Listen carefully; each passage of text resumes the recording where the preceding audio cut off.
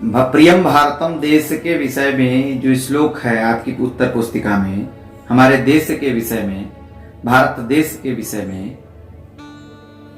प्रियम भारतम, उस पाठ के शब्द और अर्थ, श्लोक और उसके अर्थ के विषय में हमने कल आपसे चर्चा की थी। आज हम आपके सामने उसी पाठ के प्रश्नोत्तर के विषय में चर्चा करेंगे। जैसा कि बहुत ही सुंदर और बहुत अच्छा श्लोक है ये, और हमारी भारत भूमि को, हमारे भारत देश की महिमा को किस प्रकार से वर्णित किया गया है, इस आधार पर ये पाठ जो है रचित किया गया है। और भारत में क्या क्या विशेषताएं हैं, इस प्रकार की विशेषताओं के विषय में हमको आपको इससे परिचय कराता है ये पाठ। जैसा कि फिर से मैं एक बार श्लोक वही पढ़ना चाहता हूँ, चारों श्लोक हम आपको पढ़ के सुनाएंगे। सर्वप्रथम श्लोक है, प्रकृत्या सुरम्यं विशालम प्रकामं शरीतारहारे ललामं निकामं हिमाद्रे ललाटे पदे चैव सिंधु प्रियं भारतं तत्सदा रक्षणीयम्। उसके बाद दूसरा श्लोक कहते हैं, धनानां निधानां धरायां प्रधानम् इदं भारतं देवलोकेन तुल्यम् यशो यास्य शुभ्रं विदेशेषु गीतम् प्रियं भारतं तत्सदा पूजनीयम्। अनेके प्रदेशायनेके च वेशा अनेकानि रूपाणि भाषायनेका परं यत्र सर्वे वयं भारतीया प्रियं भारतं तत्सदा रक्षणीयम्। वयं भारतीया स्वदेशं नमामः वयं धर्ममेकः सदा मानयामः तदर्थं धनं जीवनं चापर्यामः प्रियं भारतं मे सदा वंदनीयम्। इस पाठ के चारों श्लोकों के अर्थ हमने कल आपको पिछली कक्षा में बताए थे। आज हम कम समय होने के कारण आपको इस पाठ के प्रश्नोत्तर के विषय में चर्चा करते हैं, क्योंकि हम जब भी आपसे पाठ के विषय में चर्चा करते हैं तो एक कक्षा में हम आपको पाठ के विषय में बताते हैं और दूसरी कक्षा में उसके प्रश्न के विषय में बताते हैं। तो अभी मैंने इस देश भारत भूमि के, भारत देश के ऊपर ये जो पाठ आपके सामने प्रस्तुत है संस्कृत में, इस पाठ के प्रश्नोत्तर के विषय में हम आपसे चर्चा करेंगे। सर्वप्रथम अगर आप देखेंगे तो आपको अपनी उत्तर पुस्तिका में मिलेगा, कि एक पदेन उत्तरत, यानी हर प्रश्न का एक ही पद में उत्तर देना है। अब एक पदेन उत्तरत में अगर आप जाएंगे तो सर्वप्रथम आपको मिलेगा, सबसे पहला प्रश्न लिखा है, भारतस्य ललाटे किमस्ति, यानी भारत के ललाट पर क्या स्थित है। तो हिमालय पर्वत है, उत्तर में लिख देंगे हिमाद्री। ठीक उसी प्रकार से दूसरे प्रश्न संख्या ख में जाएंगे, लिखा है, कस्य शुभ्रम यशः विदेशेषु गीतम अस्ति, यानी किसके सुंदर यश को विदेशों में भी गाया जाता है। उत्तर में आप लिख देंगे किसके देश, कौन से देश का गाया जाता है, भारत देश का ही गाया जाता है। तो हम उत्तर में क्या लिखेंगे, भारत देश, यानी भारत। उसके बाद आप आगे बढ़ेंगे तो आपको मिलेगा कि वयं भारतीया कम नमामः, उत्तर में आप लिख देंगे स्वदेशम।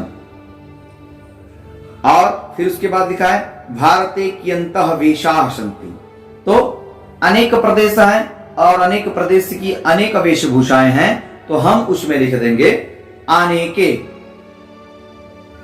वेशभूषा के विषय में इस प्रश्न में पूछा है तो इसमें लिख देंगे अनेके। उसके बाद हम आगे बढ़ेंगे, आपको प्रश्नोत्तर 3 मिलेगा। प्रश्नोत्तर 3 में प्रश्न है कि भारते कियन्तः प्रदेशा कियन्तस्य भाषाः सन्ति। उत्तर में आप लिखेंगे, भारते अनेके प्रदेशा अनेकानि भाषाः सन्ति। फिर उसके बाद आप आगे देखेंगे,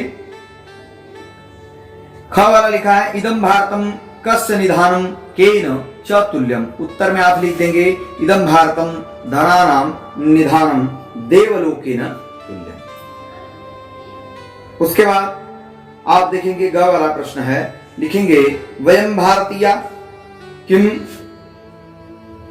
किम चापयामा, यानी वयम, उत्तर में आप लिख देंगे वयम भारतीया धनम जीवनम चापयामा। फिर उसके बाद घ वाला प्रश्न देखेंगे, लिखा है वयम सदा कम धर्मम मानयामः। वयम सदा कम धर्मम मानयामः, तो उत्तर में आप लिख देंगे वयम सदा परम धर्मम मानयामः। आपकी उत्तर पुस्तिका में प्रश्न, आपकी पुस्तिका जो कि संस्कृत पीयूषम कक्षा 8, उसमें सारे प्रश्न और उस पाठ के शब्द के विषय में आपके सामने है।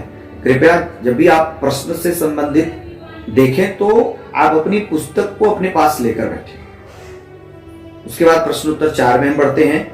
लिखा है अनुवादन कुरु। प्रियम भारतम, यानी प्रिय भारत सर्वथा दर्शनीय है। अनुवाद लिखेंगे, आपकी उत्तर पुस्तिका में मिल जाएगा। पुस्तक में कहते हैं अनुवाद प्रिय, अनुवाद करेंगे, कहते हैं प्रियम भारतम सर्वथा दर्शनीय। फिर उसके बाद ख वाला देखेंगे, लिखा है भारत देवलोकों के समान है, यानी उत्तर में जब इसका अनुवाद लिखेंगे तो लिखेंगे भारतम देवलोकेन तुल्य। फिर ग वाला देखेंगे, इसमें लिखा है इसमें बहुत से प्रदेश हैं। अनुवाद में आप लिखेंगे होगा अस्मिन अनेके प्रदेशाः सन्ति। फिर उसके बाद हम सब, यानी हम भारतीय अपने देश को प्रणाम करते हैं। उत्तर में आप लिख देंगे वयम भारतीया स्वदेशम नमामः। प्रश्नोत्तर 5 में उसी प्रकार से मंजूषात पदानि चित्वा वाक्यानि पूर्यत, यानी वाक्यों को पूरा करना है। प्रश्न 5 में देखेंगे का वाला प्रश्न लिखा गया है कि प्रियम भारतम सर्वथा दर्शनीयम। प्रिय भारत देश हमेशा दर्शन करने के योग्य है। वाक्यों को पूरा करना है ना। तो प्रियम भारतम, अब जो खाली स्थान है वहां पर भर देंगे सर्वथा। फिर लिखा है इदम भारतम देवलोकेन तुल्यम, तो इदम भारतम के बाद जो खाली स्थान डाट स्थान है उस स्थान पर हम भरेंगे देवलोके। फिर अनेकानि रूपाणि भाषाय अनेका, फिर जो खाली स्थान है वहां पर भर देंगे अनेका। फिर वयम भारतीया स्वदेशम, जो खाली स्थान है वहां पर भरेंगे स्वदेशम। उसके बाद लिखा है वयम भारतीया स्वदेशम नमामः, यानी जो खाली स्थान है वहां पर स्वदेशम लिख देंगे। फिर उसके बाद अंगा वाला लिखा है तदर्थम धनम जीवनम च अपरयामः, तो लिख देंगे च अपरयामः, च अपरयामः। फिर उसके बाद फिर प्रश्नोत्तर 7 में आप जाएंगे तो मिलान करना दिखेगा आपको। प्रश्नोत्तर 7 में मिलान करना, विशेष्य लिखा है, विशेष्य विशेषणम, विशेष्य विशेषणम लिखा है, विशेष्य विशेषणम।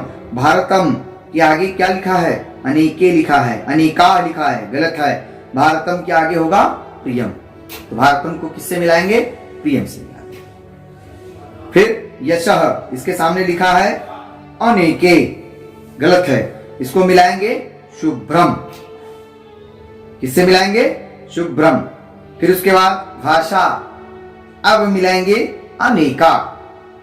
फिर उसके बाद लिखा है प्रदेशा, तो उसके आगे मिला देंगे अनेके। भाषा अनेका और प्रदेशा अनेकी। फिर उसके बाद आप लिखेंगे, देखेंगे तो अनियर यानी अनीय प्रत्यय योजयित्वा पदानि लिखित है। फिर उसके बाद इसमें 3 कॉलम आप बनाएंगे। सबसे पहला होगा धातु, दूसरा प्रत्यय और तीसरा पदम। तो देखेंगे आप, लिखा है दृश्य, सर्वप्रथम लिखा है दृश्य धन अनियर बराबर होगा दर्शनीयम। पदम में आप लिखेंगे दर्शनीयम। फिर पूज धन अनियर बराबर होगा पूजनीयम। ठीक उसी प्रकार से आगे बढ़ेंगे, लिखा है पठ धन अनियर बराबर पठनीयम। ठीक उसी प्रकार से वद धन अनियर बराबर वंदनीयम। आगे बढ़ेंगे, लिखा है कथ धन अनियर बराबर कथनीयम। इसी के साथ ये आपका प्रश्नोत्तर जो है वो समाप्त होता है। सबसे अंत में आप अपनी पुस्तक में देखेंगे तो आपको मिलेगा कि कुछ माप तौल का संस्कृत में नाम लिखा है, हिंदी में माप तौल लिखा है और संस्कृत में उसी माप तौल का नाम लिखा है। ये आपको समझना और जानना बहुत जरूरी है। हर पाठ में आपको थोड़ा बहुत कुछ न कुछ यानों के नाम, यंत्रों के नाम और मापों के नाम, तमाम प्रकार के ऐसे नाम आएंगे जो कि संस्कृत में आपको जानना जरूरी है। जो संस्कृत के बच्चे हैं कक्षा 6, 7, 8 में तो वैसे सभी बच्चे संस्कृत के हैं, सभी बच्चे संस्कृत पढ़ते हैं, लेकिन उसके बाद भी एक ज्ञान के लिए आपको ये समझना और ये जानना बहुत जरूरी है। तो सर्वप्रथम देखिए, छोटे से 3 नाम दिए गए हैं। लिखा है पाव, पाव को संस्कृत में कहेंगे कूड़वा। फिर उसके बाद शेर, शेर का अर्थ होता है 1 किलो, है ना, उसको संस्कृत में कहेंगे प्रस्थ या शेर। फिर पैसा, लिखा गया है पैसा बराबर, उसको संस्कृत में कहेंगे पड़ा।